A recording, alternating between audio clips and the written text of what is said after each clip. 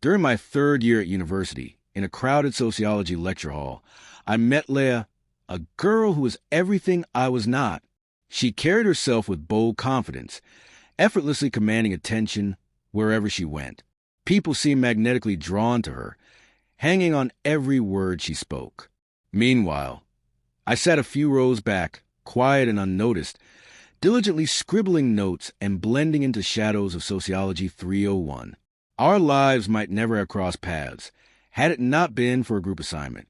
I made a light-hearted comment that caught her off guard, and her laughter rang through the room, bright, genuine, and intoxicating.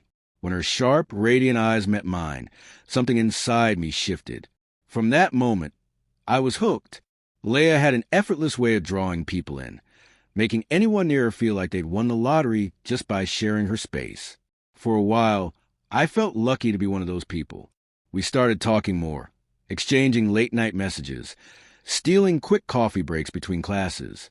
But the closer we grew, the more I noticed something unsettling beneath the surface.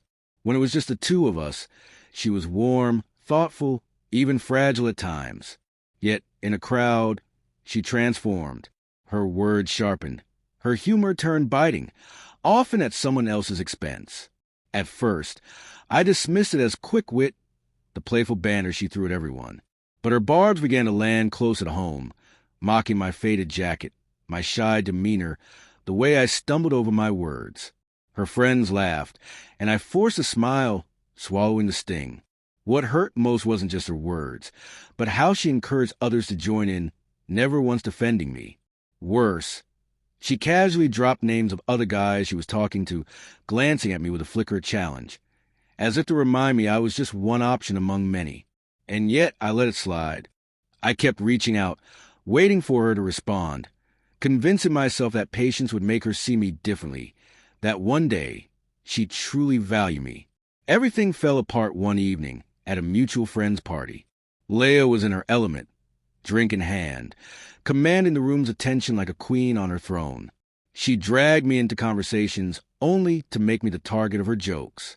At one point, she called me her trusty shadow, voice dripping with sarcasm, and the room erupted in laughter. My face flushed, my heart pounded.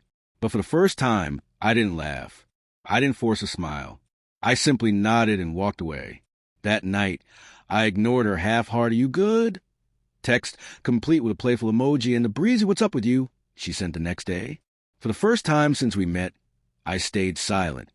And with that silence came a strange relief, a burden lifting from my chest. At first, Leah seemed unfazed by my distance. Then the messages started flooding in. "Why are you acting so weird? Where'd you go?" One evening, she showed up unannounced at my door, looking smaller, more vulnerable than I had ever seen her. "It's like you're trying to hurt me," she whispered, voice soft, almost broken. "Why are you being so distant?" In that moment, I saw her clearly. Not the dazzling, untouchable girl I'd idolized, but someone fragile, insecure, feeding on others' attention to mask her own doubts. I told her the truth. I cared for her, but I respected myself too much to keep chasing someone who treated me like a punchline in public and a confidant in private. I deserved more than being her verbal punching bag. She looked stunned, as if no one had ever held her accountable before. No apology came, only silence, a quiet waiting for me to cave. But I didn't. I wish I could say Leah changed overnight, becoming the person I'd hoped she could be. But people like her don't change for others. They change when they're ready, if at all. What had changed was me. I stopped waiting for someone to choose me. I stopped confusing cruelty for closeness. Slowly, I began attracting people who saw me not as a side character, but as someone worth knowing, worth valuing. I still cross paths with Leah sometimes, in the same town, through mutual friends, overlapping social circles. Now, her gaze lingers a little longer. Her laughter softens just a bit. Maybe she wonders what could have been if she hadn't pushed me away. But I don't wonder anymore. I lived it. I grew from it.